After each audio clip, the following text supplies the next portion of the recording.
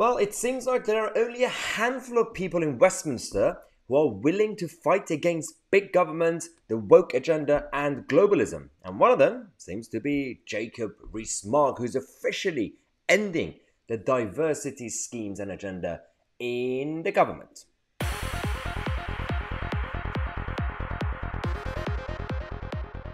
Hello everybody, it's Monday the 4th of July. Firstly, happy 4th of July to our rebellious cousins in the United States, the country that left us to become a more of a pro-limited government nation, and then in return they actually made us to become more classical liberal, of course, but in reality both countries are becoming massively statist and globalists and big governmentish. So Jacob Rees-Mogg is giving us some good news, and we are starting the first video of the day with some happy news, because we are officially cancelling the diversity agenda, which is a waste of taxpayers' money, waste of time for civil servants who just should really get their jobs done instead of going to these weird lectures. And this is good news. First things first, recently Rees-Mogg came out to attack this new movement started by the liberal or illiberal regressives in government, the civil service, who decided to erase women, rewrite history by completely changing language, making it more inclusive language. So a very, very good cause, right? I mean, I understand liberalism doesn't mean I like it, and doesn't mean that we are intolerant or we want to take the world back to this 1395, or I don't know what year was crazy back then. But before Henry VIII we had some issues, and after Henry VIII we have more issues. But now you think in 21st century we should move on from craziness. No. So this is actually changing. Then one of the schemes that they have in government, in civil service, is called check your privilege.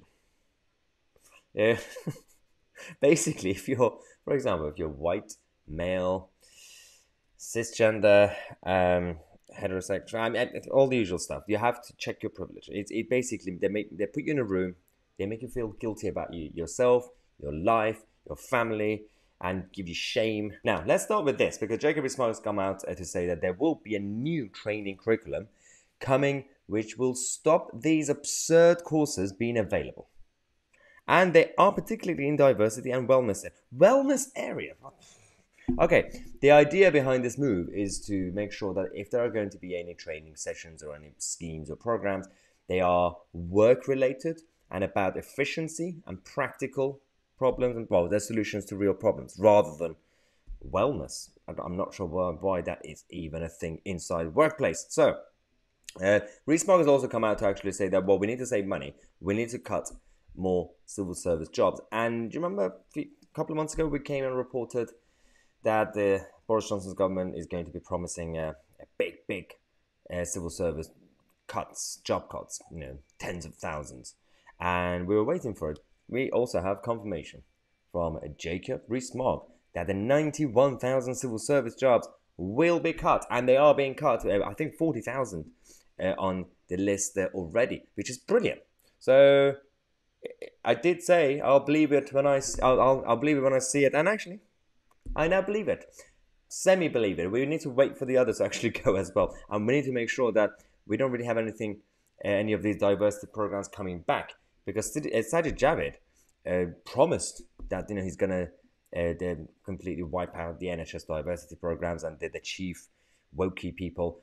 He didn't really do it until Jacob Rees-Mogg just came out and forced him to do it.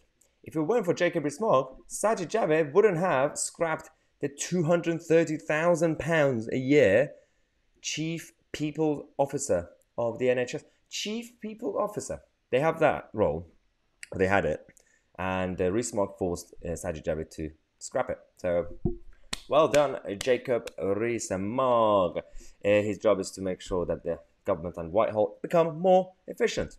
Well done. So we are starting the first video with some good news, and we are going to take a break. We're going to come back in half an hour and give you more news updates. We're going to start with what's happening with Sir Keir Starmer and his Beergate, the updates. And don't forget, tonight, 8 p.m, we have our live stream, Tea Time with Tousi. So 8 p.m, stay tuned. We're going to have some more updates for you guys.